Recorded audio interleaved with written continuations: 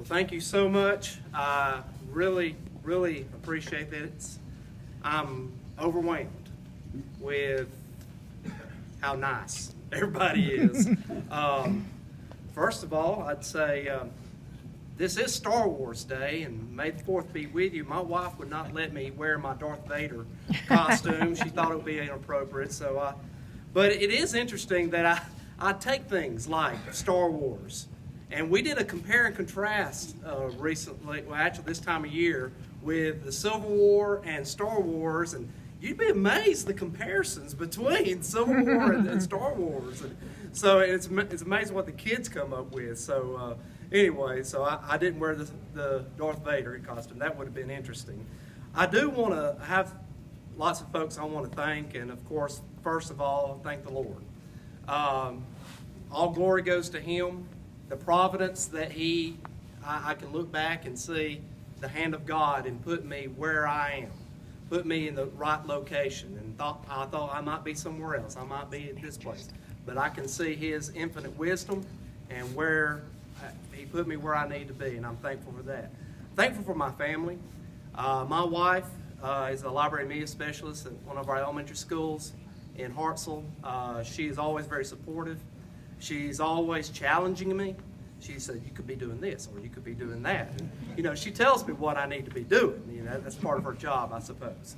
My kids are always very supportive, and they build me up when I'm having a down day, and they all, Dad, you're the best. And that really is very, that provides fuel for me every day. I did have my son as a student in my classroom, which was an interesting dynamic, and he was a pretty good student, so I was very proud of him for that. I do want to thank my administration, Dr. Jones for being here, Mr. Parker. Always, anything I ever ask or I need, or if I have a crazy idea, they're always very supportive in that. So I appreciate the kind words they had to say today. I want to thank the Tennessee Valley chapter. I've had a relationship with Mr. Anderson here for 6 years. When the intermediate school was first started, he came in school and introduced himself. He said, "Hey, we got a poster contest. I want you to get your kids to enter." And so that first year, and we had a state winner.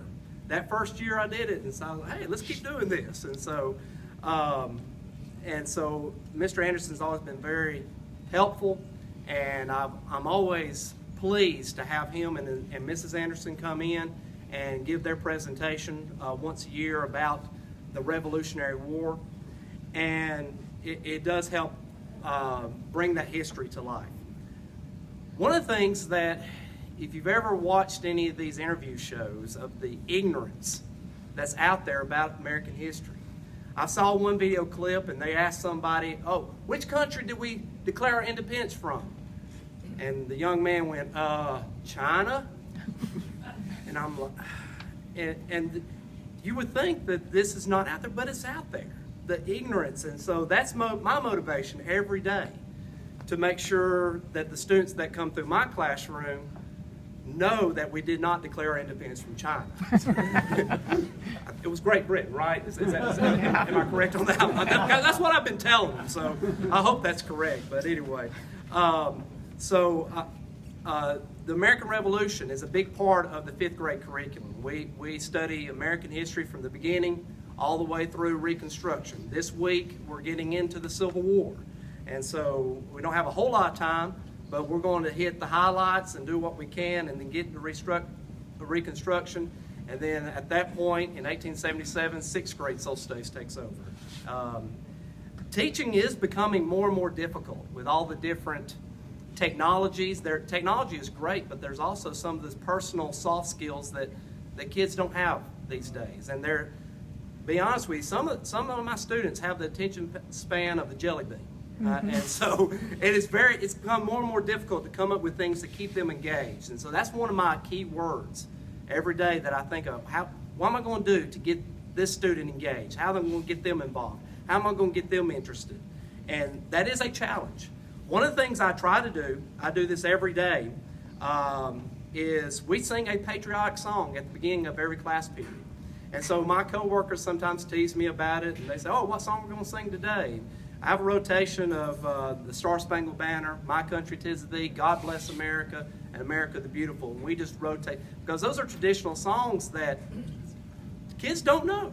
And so I want to make sure they know and know the meanings behind those. I want them to know who wrote those. We talk about Francis Scott Key and the Battle of Fort McHenry and how he was inspired to write those words, and they enjoy hearing that story. At the beginning of the year, we study our states and capitals. I make them memorize those. In the month of February, we do a President's Day project. They pick a president to research. They learn their presidents, all 1 through 45. We spend quite a bit of time on the Constitution and the Bill of Rights. And people often say, well, I hear that you rap the Bill of Rights. No, I don't. I lip sync them. I have a song that I do, and then a little character that comes out, and that was on the news clip, I believe. And but I have a lot of fun with that, and so we do it once a year, and the kids absolutely love it, and I'll let them videotape that, and they remember it, and it helps them remember what the Bill of Rights are all about. Next month, Williamsburg, as Mr. Anderson stated, is the trip that I picked. I'm very excited about that. I've never been to Williamsburg. I've never been to Jamestown. I've been to Washington, D.C. I've been a lot of some different places with my family, but I've never been to Williamsburg. So I'm very excited about seeing what's there. The conference there, the name of it is called Becoming American, and about, the colonization of America. So I'm very excited about those learning opportunities I'm going to have, and to be able to bring back to Alabama after that week is over. I really appreciate that the folks in this room understand the importance of teaching the next generation of how this country was founded. And it is very important. And one of the things that I stated in my essay that I wrote that helped me to achieve this award, I concluded with a quote from Benjamin Franklin when he was asked, what do we have now that we've completed this Constitution process? What do we have? And his answer was a republic, if we can keep it.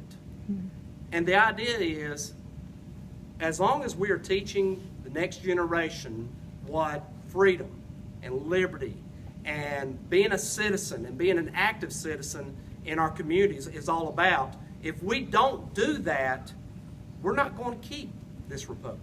We're not going to keep those things going. So I'm very thankful for this organization and what this organization does, not only in the Tennessee Valley, but statewide and nationwide, of doing their part to make sure that we can keep our republic.